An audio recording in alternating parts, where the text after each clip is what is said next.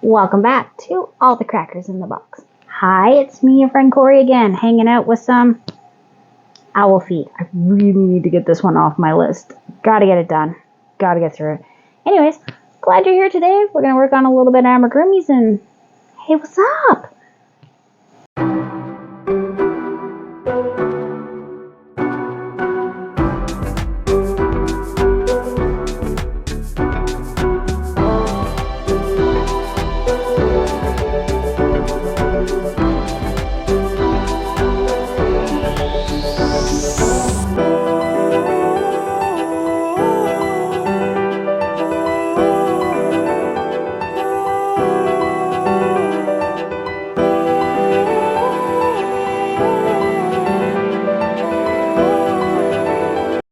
Okay, I just washed a pan for somebody who's very concerned about it not being cleaned.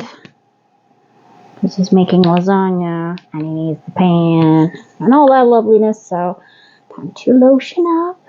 Hands are feeling a little dry. Using my favorite lotion, cow lotion. Love it. Love it, love it, love it. If you work with fibers, utterly smooth is what I recommend because it isn't very non-greasy and it is super soft. And I mean, if it makes cows' udders happy, my hands will enjoy it too, I guess, is the best way of putting it. Yes. Alright, I grab my tea here. I need a little sip.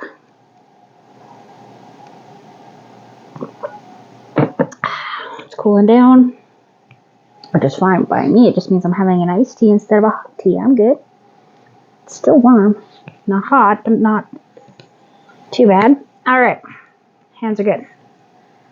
So first things first. To finish off this one foot, I need to stuff it. I also need my glasses to see what I'm doing because I'm blind as a bat. Well, I'm not blind as a bat. I can see across the room, but this is too close to me. You should see when I try to look at my phone without my glasses on. And I make the face too. Oh, I know I'm making the face. Nothing like having your vision going. That's part of aging, I guess. For me, it's I'm fully going to get a cataract on this eye, which I've been told by an eye doctor. It's been damaged quite extensively, and the scarring is very, very thick and very, very layered on my iris. So he fully is telling me that I should just be prepared for cataract. Excuse me. Alright. I know you didn't notice, but there was a knock on my door. It was my son. He wanted to show me something on his phone, so took a tiny break. Anyway, this row is my final row on this particular foot. So we're just going to go with this because it is all decreases. Straight up decrease, decrease, decrease. So hopefully I stuffed this enough. We're just going to leave a nice tail. So 1 and 2.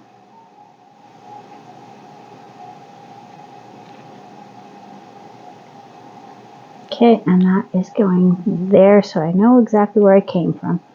Where did I start from? And we're using our invisible decreases. I think I'm going to do the beak next. And then come back for the other foot. In you go. And, oh, no. Let's split.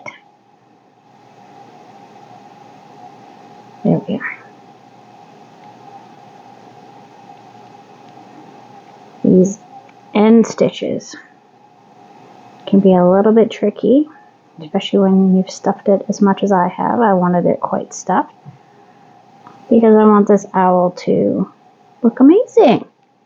So let's hold this up a little bit more so you can kind of see what I'm doing. I'm pushing down the stuffing.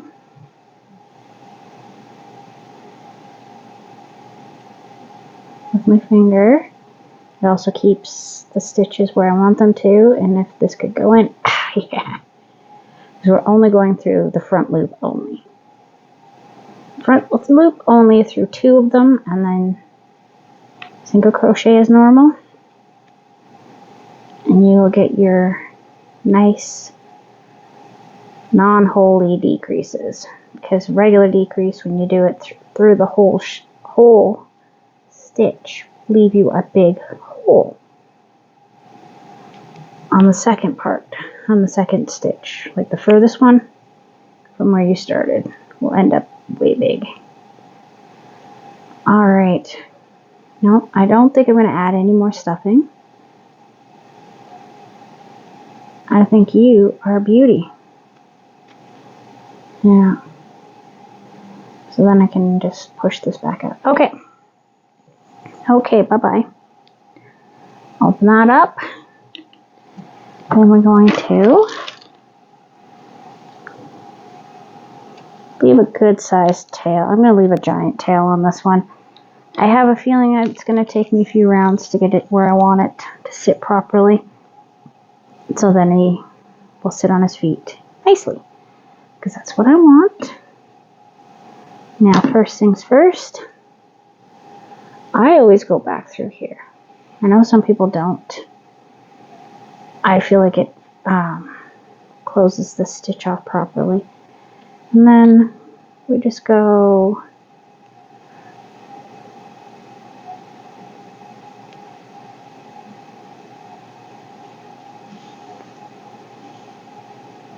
all the way through, up, down, up, down, and back up to the beginning where we came from. Let's give it a good pull. Pull again, pull again. Now that one ended up a little bit higher up than I'd like, so we're just going to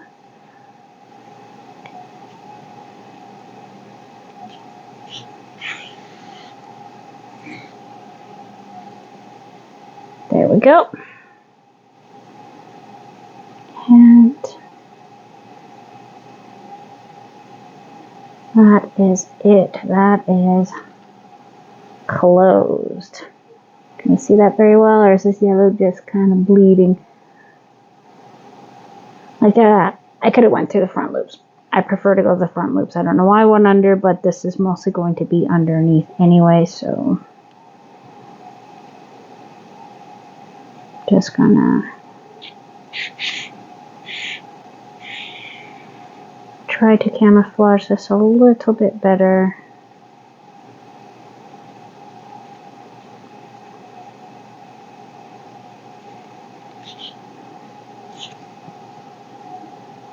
Oh, goodness.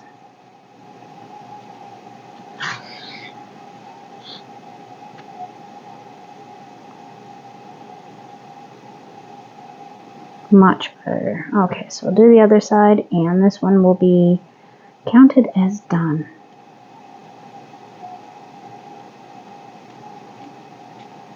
Oops. No. Uh-oh.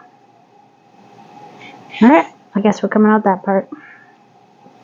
Not where I wanted you to come out, but I will make it work. And I'll just go up through here.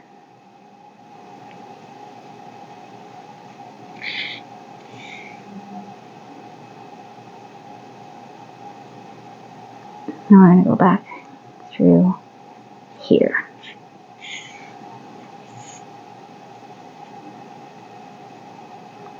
Alright, I think that's where I want to leave it. It's a lot flatter. It looks a little more polished. We'll say polished. That's my word. Okay, so we have one done. Just one moment while I adjust my... Okay, sorry, I had to help somebody get her tablet all taken care of. I am filming during the day. My little one was hanging out in here with her headphones on. Littlest one. 1, 2, 3, 4, 5, and 6. So, because the foot's so complicated, I'm just going to whip through the beak right now. So the lady that did the rock steady that I made just finished doing up the series that I am in love with. She just finished Scooby-Doo, The Gang, and The Mystery Machine. I am so pumped. I really want to get to that or do something similar. I love it. I just love Scooby-Doo. Scooby-Doo is just awesome. Okay, so we just got to do, we're not doing, okay. So I was just looking at the instructions on my computer here. We need a single crochet.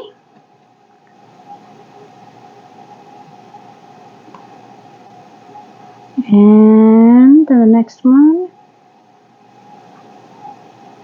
Okay, it's 1, 2, 3, 4, 6, 2, 3, 4, 5. Then we need a double, or sorry, increase. Increase, single crochet, and an increase.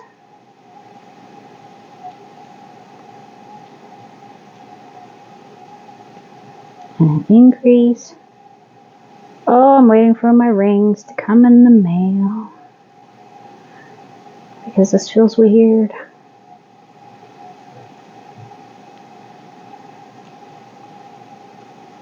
Okay, pull that. I'm just going to pop this guy on because I do need something. This is something, and it'll work. It'll work. Okay, so I should have 1, 2, 3, 4, 5, 6, 7, 8, 9. Oh, gotta love that. Single crochet in the next 2 stitches and increase. Righto, Captain, you got it. In my teeth it goes. 1, 2. Okay. There we are. 1, 2.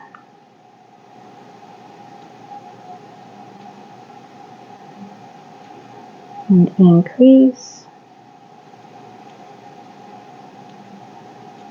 1 and 2.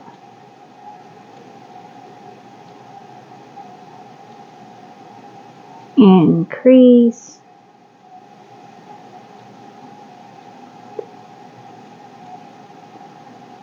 1.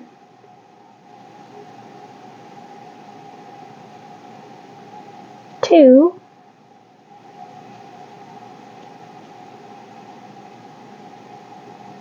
With an increase.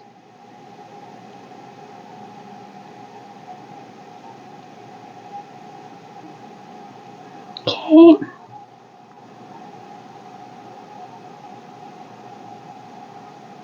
All right. And then we do 2 rows of just around the world. And then it's close off. And these pieces are tiny to make. And that's the thing. Like, amigurumi is intimidating to a lot of people, and all it really is that you're making small pieces and sewing them together. For me, it's always been the sewing together that has thrown me off. That has been the part I need to work on the hardest. So, I'm just gonna not grab the wrong project here. I am at my desk, and that happens sometimes at my desk. I go between my bed and my desk for the most part for working. And my husband's always like, oh, you're such a mess beside your desk. I'm like, you don't understand. I have stitch markers. I have crochet. I have this. I have that. And I have a pile of toys sitting there too because little miss sleeps in my bed. And sometimes she needs certain toys to be beside the bed. But she's not allowed to have them in the bed, so she's got to know where they are overnight.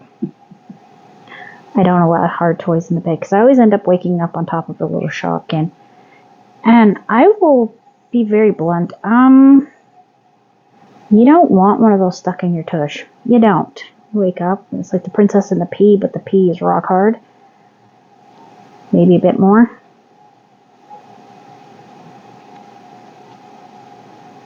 Speaking of peas, I'm playing around with the idea of maybe making some hacky sacks. I did have some people trying to order them from me, and now that I know how to do a spear and I can color change like nobody's business, I think I'm ready to do them. And all you do is you make a round,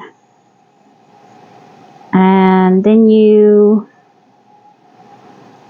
partially blow up a balloon, put a bunch of like popcorn kernels or dried peas or whatever you have available, and you tie it off and you put it inside this piece, and there you have a hacky sack.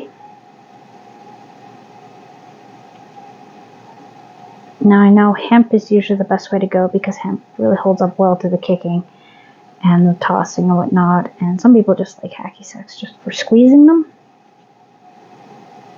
I've so far made them with just, I'm going to call it here, acrylic. It'd be wonderful if I could speak sometimes, you know. Here I am making videos to entertain you and talk to you about crochet and crochet accessories. And yeah, I can't speak English. It's a struggle. Okay, and then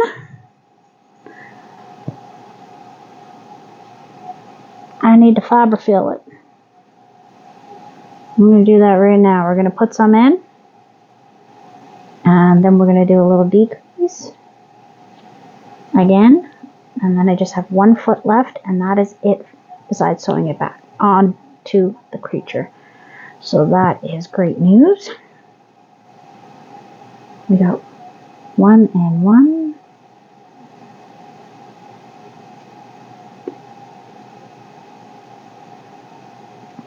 Yeah. And I am wearing my Enchanting Eva shawl. This is the one I made for myself out of Sheppel's Rocky Road Raspberry. And it's their whirl. If you ever get a chance to work with it, I highly recommend that yarn. It is lovely, and it comes in a multitude of colors. It is on the pricey side, but sometimes you just have to spoil yourself with the good yarn. And I think that's good yarn. I think it's so pretty. It is absolutely gorgeous. And it was really nice to work with. I enjoyed working with it very much, even though this was an absolutely challenging piece. That's why I'm keeping it. It's for me because it was tough to make, and quite frankly, I really like the colors, and that's what I wanted. So I am going to wear it when I can, and today I feel like it's a good day for it. It's my 3rd time this week wearing it, and that made me so happy that I reached for it because I've never, ever had a shawl before. I have a pashmina, silken cashmere, black pashmina. Goes with everything. Hand imported from India, gorgeous piece, love it. It is well over almost 20 years. Oh no, actually it's older than 20 years now. And I still have it. It's in my closet. It's in fantastic shape. Little tiny bit of pilling. But, I mean, to be fair, I used to wear it to work, so all day when I was selling jewelry, it was part of the look. One of the looks. Apparently there was quite a bit of talk from the other girls around the way because of my fashion sense. Because like one day I'd come in looking absolutely posh, and then the next day I'd come in all super sporty girl. I had a bunch of different looks that I'd wear. And I worked at one of those little kiosks selling jewelry in a very popular mall, so a lot of people would see me. And I actually had 3 different stores that gave me special discounts if I bought clothes. And of course I returned the favor to their managers, but they wanted me to wear their clothing because it's extra advertising, right? I was an advertisement. I had one place that was importing stuff from all over the world give me a couple pairs of pants and stuff to wear because they weren't selling. And I had a pair already that I had bought myself in a full set because I fell in love with the set. And they saw me wearing them and realized that their sales of these pants had increased because I was happy to be wearing mine in the middle. And people would go looking for that store to try to figure out where did she get those pants. Or they'd ask me and I'd tell them, well, I got it at this place. And it just took like 2 or 3 people to say I saw the girl in the middle, and they went and found me and were like, we need to give you some clothes because we want you to wear them. And they actually gave them to me for free.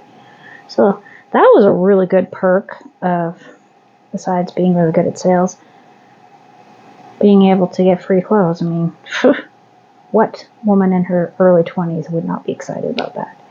Right? You get some high-end fashion, and they're just like, here, wear this. You're adorbs. Anyways, odd thing to talk about, but it was what it was, and it worked out, and everybody was happy. But all I was getting to is that it's really nice to have my shawl, and it looks amazing, and I'm so glad I stuck it out and made this sucker because I absolutely love it. Thanks for joining me here at All the Crackers in the Box, and I will see you again soon, and hopefully I won't be as insane.